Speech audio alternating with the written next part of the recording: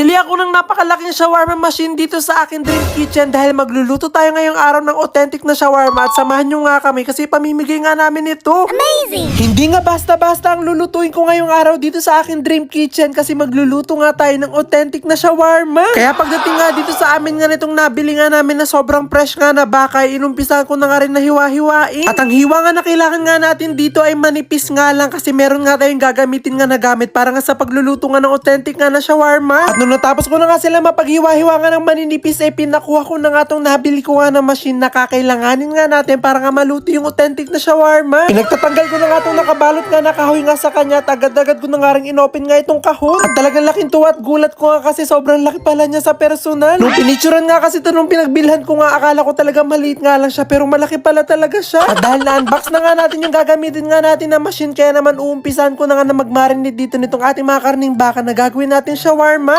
Pinaglalagay ko nga lang dito yung mga pampalasa nga at yung mga spices nga na kailangan para nga talaga maging authentic nga itong magagawa nga natin shawarma. At yung mga spices pa nga lang na nilalagay ko ang naamoy ko pero sobrang na nga ako natatakam at na-excite. Ganito nga kasi yung naamoy ko kapag nakakain ako na masasarap nga na shawarma kaya sigurado ako na masarap nga rin itong magagawa ko. At pagkatapos nga natin mailagay nga lahat nga ng pampalasa at yung mga spices, itatabi nga lang natin ito ng ilang oras para nga talaga manuot nga yung pinakalasa. At after nga ng ilang oras ay inakyat ko na nga rin dito tong shawarma machine ko kasi okay na nga itong mga na-marinate natin na gagawin natin shawarma. Kaya kinuha ko na nga itong nakalagay nga sa gitna nitong shawarma machine ko na mukhang espada kasi dito nga natin ilalagay nga itong mga na-marinate nga nating mga karning baka. Isa-isa ko na nga rin silang pinaglalagay nga dito at medyo nahihirapan pa nga ako kasi yung ibang mga karne ay medyo makakapal pa. At talagang dito nga ako na-challenge nga ng malala at dito nga lumabas nga lahat nga ng lakas ko.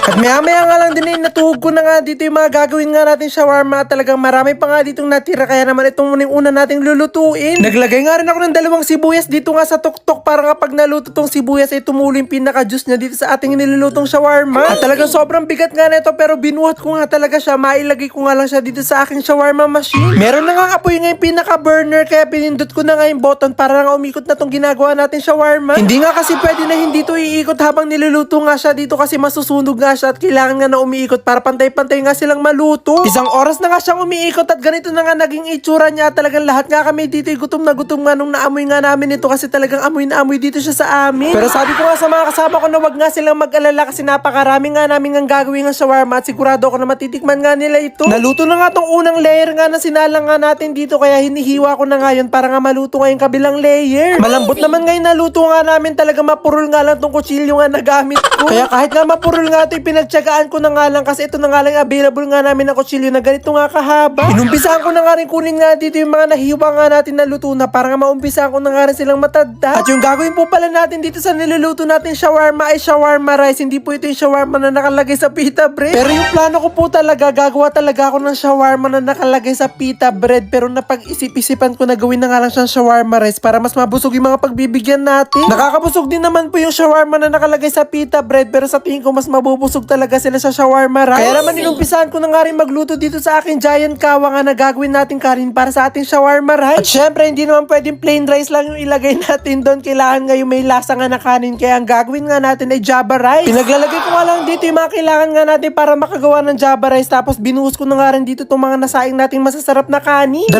palanggana talaga punong-puno ng kanin ang gagawin nga natin java rice kasi marami nga talaga tayong gagawin nga na shawarma rice. Pinaghalo-halo nga lang namin sila hanggang maging ganito nga yung kanin nga natin. At dahil luto na nga tong java rice nga natin, nag-umpisa na nga rin ako ditong mag-assemble nga ng ating shawarma rice kasi nandito na nga rin yung mga kailangan nga nating toppings. Katulad nga nitong cucumber, sibuyas, kamatis, tapos yung ginawa ni mamang special sauce na pang shawarma talaga. Siksik, liglig at umaapaw nga talaga tong ginagawa nga natin shawarma rice para nga talaga mas lalong mabusog nga yung mga kakain nga nito. At sana hindi nga lang sila mabusog dito sa aking ginawa nga shawarma rice na way masarapan nga rin sila. At matapos nga natin may ilagay nga tong special sauce nga na ginawa ni mama, finally ito na nga yung ating shawarma rice. May wooden spoon na nga rin siya sa loob para talagang bubuksan na nga lang neto at pwede na nga agad nilang kainin agad-agad. At para nga talaga mas mapabilis nga yung pagbabalot, talaga nagpatulong na nga ako sa buong pamilya ko para talaga mabalot nga namin ito lahat kasi marami-rami nga ito. At syempre bago nga natin ipamigay itong mga naluto ko, talagang tinitikman ko nga muna yan kung okay talaga yung lasa niya. At talagang isa lang masasabi ko, masarap. Talaga nasarapan ako dito sa naluto kong shawarma rice. At sa mga magko-comment nga po kung bakit ako bumili pa ng shawarma machine para nga lang po gumawa nga nito. Yung shawarma machine nga po na yun, may iba po talaga siyang purpose. Kaya abangan nyo nga po yun kasi sigurado ako na matutuwa po kayo doon. At maya nga lang po nabalot na po namin lahat nga na ipamimigay nga namin shawarma rice at nakagawa nga po kami ng 200 pieces kaya makakabusog nga po tayo ng 200 na katao. Agad-agad na nga rin kami bumiyahe para nga makarating nga sa lugar kung saan nga natin ipamimigay itong mga naluto ko nga ng mga shawarma rice. At sa aming medyo mahabang biyahe, finally nga nakarating na nga rin kami dito sa lugar kung saan nga natin ipamimigay itong mga shawarma rice na niluto ko. Kaya pagdating pa nga lang namin dito, talagang binabana nga namin itong mga nagawa nga namin ng mga pagkain na talagang sa sobrang dami nga namin nagawa, talagang pahirapan na nga dito sa lamesa. Kaya inumpisa na nga namin nga mamigay nga dito, hindi nga lang sa mga bata, pati nga rin sa mga matatanda. At talagang sobrang nga rin nakakatuwa kasi habang namimigay nga kami, talagang kitang-kita nga dito yung rainbow na napakaganda. So kasama ko ngayon itong mga pamangkin ko kasi ngayong araw magiging tito for a day tayo. Ayan, so magiging tito ako sa kanila ngayong araw. Pero araw-araw naman nila akong tito.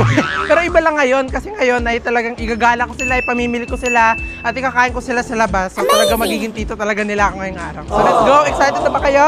Yay! Excited? Oh, hindi sila excited na. So let's go na!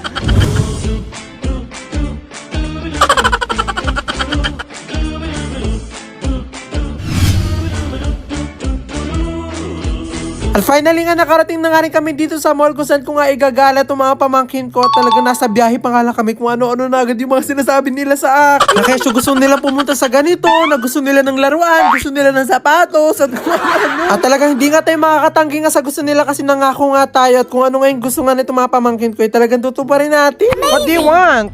Wala. Toy? Okay. At kung makarequest nga itong mga pamangkin ko, nakala mo may mga patago nga yung mga magulang nga nila sa akin na pera, pero wala nga, hindi tayo makakatanggi. Huwag kayo muna dyan. Mga action figure yan, mahal yan. At para hindi nga agad magmuriot itong mga pamangkin ko, kailangan nga muna nilang kumain, kaya ikakain ko nga muna sila dito. Kailangan nga kasi na mataas nga yung energy nila, talagang hindi sila gutom kasi pag gutom nga sila, sigurado ko nga hanapin nga nila yung mga magulang nila. Kinuha ko na nga lang dito yung mga pagkain nga na sa tingin ko yung magugustuhan nga ng mga pamangkin ko kasi hindi naman sila maaarte sa pagkain. At nung babayaran ko na nga itong mga nabili ko nga na pagkain, bigla ko naalala na wala nga akong dalang cash at buti na lang talaga meron ako nitong Union Digital Bank kaya nakapagbayad ako gamit ng QRPH. At dahil mabilis nga tayo nakapagbayad kaya nadala ko na agad dito sa mga pamangkin ko nga itong mga pagkain kaya nakakain na nga agad kami. At talaga binubusog na nga sila dito para makatulog na nga agad sila at matapos na nga agad ang tito for a day. At hindi nga yun ang nangyari kasi mas lalo pa nga sila nag-energy na magpabili nga sa akin kaya ang nangyari nga dito, you can say no challenge. Pero inayaan ko na nga lang din kasi minsan nga lang to kaya kung ano nga yung mga nakikita nilang gusto nga nila talagang binibili ko na. At talagang wala na nga akong hassle nga sa pagbabayad kasi talagang isang scan ko nga lang talagang bayad agad. At dito nga sa Tito for a Day nga natin talagang sinama ko talaga yung mga magulang nga nila kasi hindi ko talaga kakayanin kung ako nga lang mag-isa na mag-aalaga sa mga pamangkin ko. At buti na nga na talaga sinama ko nga yung mga magulang nga nila kasi dito nga sa mga damit talaga sila nga yung pinapapili ko kung anong babagay sa mga anak nga nila. Ba't nang malikot naghahanap pa to? Uy, tama na. At hindi na nga rin ako nahirapan nga sa pagpili nga ng mga damit nga nitong mga pamangkin ko kasi talagang kasama ko nga sila at nakikita ko nga agad sa personal kung bagay nga sa kanila o hindi. At kaya nga po talaga partner nga po itong binibili ko kasi talagang gusto nga ng magulang nila yung magkakatulad para nga mukhang kamban. At talagang di ko na nga pinapasuot sa kanila yung damit at talagang dinidikit ko na nga lang sa kanila para makita ko nga kung bagay. At talagang nagtitingin pa nga lang ako ng mga damit nga nila pero hindi ko na nga mahagilap yung mga pamangkin ko at talagang nagpupuntahan lang agad sila doon sa section kung nasan nga yung mga laruan. Kaya naman hinila na nga nila ako para pumunta nga doon at mapabili na nga yung mga gusto nga nila ditong laruan. At habang pumipili nga sila dito ng laruan talaga sobrang saya ko nga kasi noon talaga pag pumunta rin ako ng mall, pumupunta rin ako sa section nga kung nasan nga yung mga laruan kaso wala akong pambili. Kaya sobrang swerte nga talaga nitong mga pamangkin ko nga na to kasi talaga noon hindi ko nga to naranasan. At nung nakuha na nga nila yung mga gusto nga nila makuha nga dito, agad-agad ko na nga itong pinunta sa counter para makapagbayad na nga. At talaga nakakatuwa nga magbayad nga ng QR payment dito nga sa Union Digital Bank kasi talagang pag nagbayad ka nga gamit ito, talaga meron kang cashback. At minimum nga po na 100 pesos pataas nga dapat yung mababayad mo gamit na itong QRPH nga ng Union Digital Bank para meron ka pong cashback. Kaya kahit nga napagastos ako, talagang masaya pa nga rin ako kasi kahit papano meron nga babalik sa ating pera. At isa pa nga talagang gusto ko dito sa Union Digital Bank, talagang kahit mag-send ka pa ng paulit-ulit kung kani-kanino, talagang only at free lang yung InstaPay nila at walang bayad. At kung meron nga mga magagandang damit, dapat meron nga rin kapares nga ng mga sapatos kaya binilhan ko nga itong mga pamangkin ko nga rin ng sapatos pati nga nitong mga tsinela. Hindi pa rin po talaga ako makapaniwala habang ginagawa ko nga po ito na talaga nakakaya ko na nga po itong gawin nga sa family ko. Yung kaya ko na po silang i-treat, kaya ko nang ibili kung ano yung gusto nila. Kasi hindi nga po talaga ako makapaniwala na talaga ito nga yung big achievement ko na nakakaya ko na nga po. At naniniwala nga po ako na talagang kayang-kaya nyo nga rin po to. Talagang samahan nyo po ng tiyaga at sipag at talaga makukuha nyo nga po kung ano nga po talagang gusto nyo. Kaya naman, kaya mo, mode on! Amazing!